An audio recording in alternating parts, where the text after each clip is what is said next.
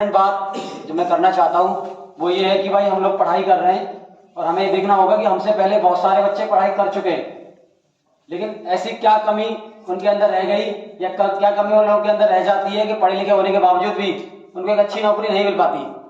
तो आज ये पॉइंटों के माध्यम से हम डिस्कस करेंगे।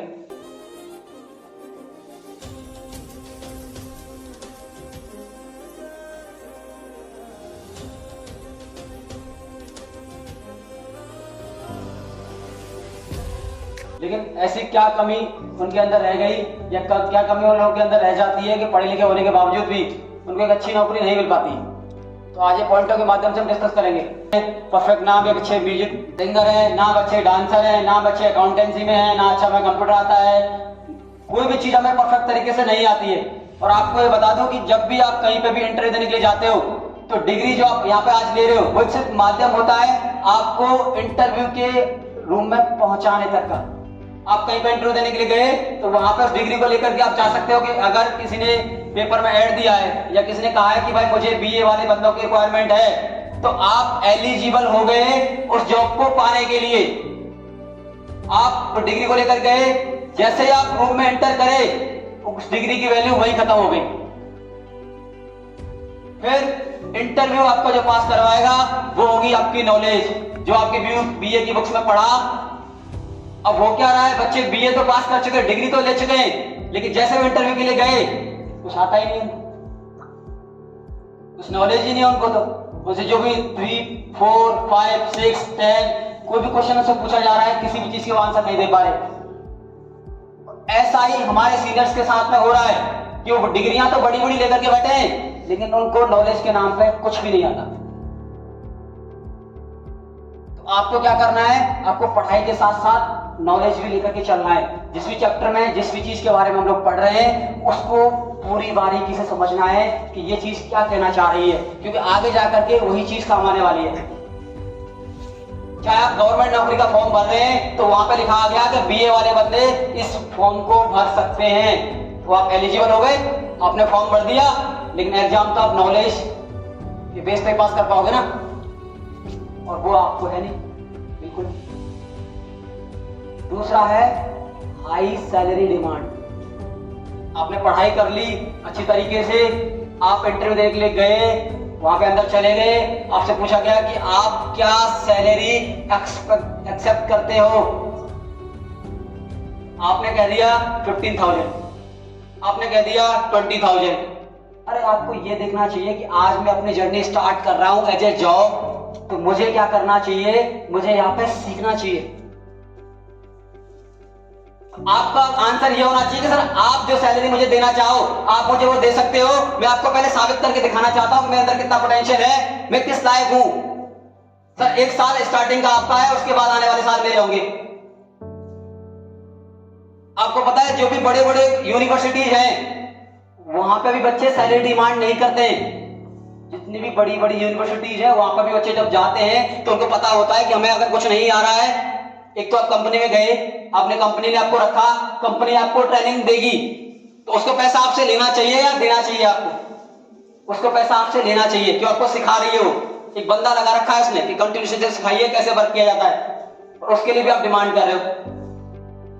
आपको पता है कि जब भी आप गवर्नमेंट नौकरी में लगते हो तो स्टार्टिंग में 2 साल का जो टाइम पीरियड होता है वो ट्रेनिंग पीरियड होता है, और उसमें सिर्फ 5,000 6,000 तनख्वाह मिलती है, और यहां कोई लेना नहीं चाहता है। अरे आप अपने स्किल्स पर फोकस करिए। एक बार अगर आपको स्किल्स आ गई, सैलरी आपके पास है। तो आपको क्या करना है, जब भी आप यहां से पास आउट होकर के कहीं भी नौकरी के लिए जाएं तो सैलरी की डिमांड करें ही ना।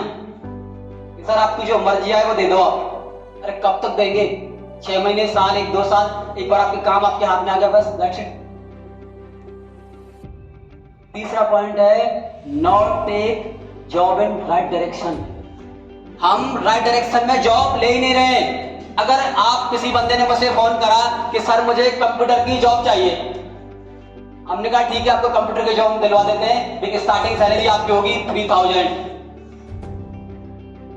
और मैंने साथ साथ उसको ये भी कह दिया कि मेरे पास एक जॉब और आई हुई है, वो है अकाउंटेंट की, उसमें सैलरी है 12,000।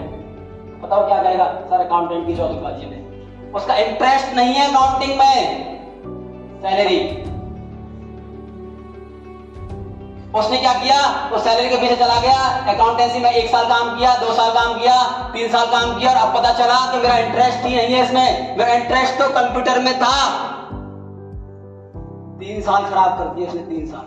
वापस उसको लौट के कंप्यूटर पे आना है, 3 साल खराब हो गए सर। और कंप्यूटर पे आने के बाद में वापस से 3000 में ही नौकरी स्टार्ट करनी है, कोई भी शॉर्टकट नहीं है। ये सब 3 साल का एक्सपीरियंस हो गया भाई, अकाउंटिंग लाइन में हुआ है, करता रहे उसमें। फिर अब क्या होगा, वो जब लौट करके आया फिर नहीं करेगा नौकरी, कंप्यूटर में तो 3000, 4000, 5000 ही मिल रही। और इस चक्कर में उसके दिन निकलते हुए चले जाते हैं, निकलते हुए चले जाते हैं, और एक दिन क्या रेड लाइट आ जाती है कि भाई कुछ नहीं, नौकरी करो अब तो। फिर रोते रहते हैं अपने आप में कि कुछ नहीं, पढ़ाई लिखाई बेकार है। अरे पढ़ाई लिखाई तो बहुत खूबसूरत है अगर आप सिस्टम से चलते।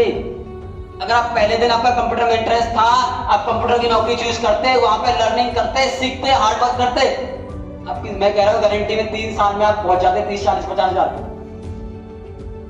तो आपको क्या करना है, अपनी जॉब राइट डायरेक्शन में लेनी है, तनख्वाह को बेसिस नहीं बनाना है। इसमें चौथा पॉइंट है ओवर कॉन्फिडेंस। आज मुझे इतने साल का एक्सपीरियंस हो गया, ज्यादा उम्र नहीं है, 10 साल का एक्सपीरियंस लेके बैठा हूं। अगर मैं आप लोगों को कहीं पे भी कोई मिलता है और समझाऊं ना उसको कि बेटा सीरियस हो जाइए, लाइफ बहुत ही अच्छी है लेकिन बहुत हार्ड भी है। अच्छी उन लोगों के लिए है जो टाइम पे सारी चीजें कर रहे हैं, और हार्ड उनके लिए है जो टाइम की वैल्यू नहीं समझ रहे। तो वो क्या कहेगा, अरे सर क्या बात करते हो सर आप, देखना सर चुटकियों में नौकरी पालूंगा मैं बड़े होके, नौकरी सर मेरा बायां हाथ का खेल है।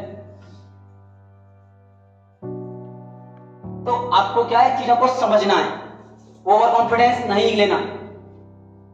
5वां है लैक ऑफ पेशेंस। आप में पेशेंस की कमी है। आप कहीं पे भी गए, आपको जीवन में सफल होने के लिए या अपनी लाइफ को सरल बनाने के लिए एक बाउंड्री को क्रॉस करना पड़ेगा। आपको एक बाउंड्री है, उसको क्रॉस करना है। मान लो आज आपने कोई बिजनेस स्टार्ट करा है, और बिजनेस में एक पॉइंट होता है इक्विलिब्रियम का। इक्विलिब्रियम के पॉइंट को बोलते हैं जहां पे ना तो इंसान को प्रॉफिट होगा और ना ही लॉस होगा। जितना पैसा उसने लगाया है उतना ही पैसा वो कमा रहा है, लेकिन उसके लिए उसको 300 कस्टमर की रिक्वायरमेंट होगी। वो मार्केट में आया, उसने काम किया, 1 साल काम किया, उसने 150 कस्टमर बना लिए, अभी भी लॉस में चल रहा है क्योंकि 300 कस्टमर की जरूरत पड़ेगी उसको। उसने क्या कहा कि नहीं यार अपने बस की बात नहीं है, छोड़ देते हैं,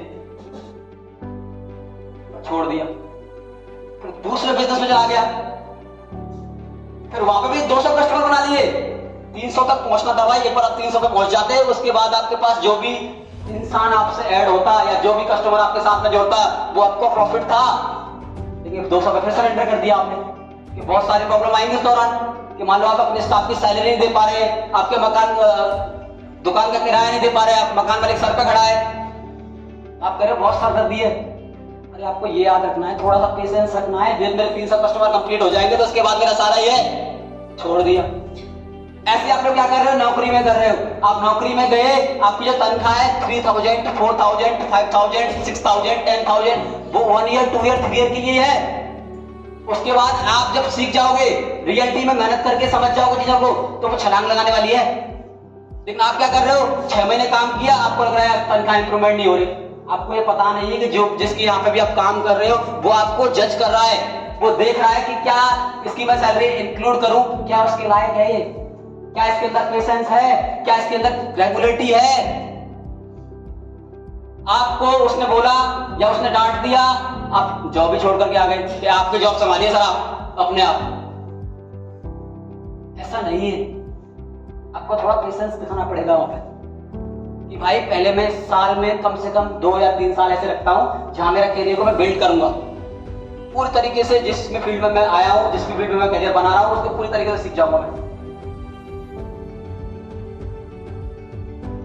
अगला पॉइंट है कंफ्यूजन। आप लोग कंफ्यूजन में बहुत ज्यादा रहते हो। कंफ्यूजन में ये रहते हो कि जॉब करें, बिजनेस करें या गवर्नमेंट नौकरी की तैयारी करें, क्या करें समझ में नहीं आ रहा। आपने कोई प्लानिंग नहीं करी है, आपको किसने नौकरी बता दी, आप उसमें चले गए 6 महीने, घर वालों ने 6 महीने बाद बोल दिया कि बेटा नौकरी वोकरी छोड़िए, ये प्राइवेट नौकरी है तो क्या बाद में भी कर सकते हो आप लोग, आप सरकारी नौकरी की तैयारी करिए। आपने प्राइवेट नौकरी छोड़ के सरकारी नौकरी पे आ गए, वहां तैयारी करी 4 5 6 साल, वहां नहीं लगे तो फिर कहीं और चले गए, मतलब कोई डायरेक्शन ही नहीं है आपका। अब कंफ्यूजन में हो कि मुझे करना क्या है, समझ में नहीं आ रहा। अरे आपको एक स्टेप लेना पड़ेगा, अगर आपने ले लिया कि मुझे गवर्नमेंट नौकरी में नहीं जाना है तो दैट्स इट, नहीं जाना है।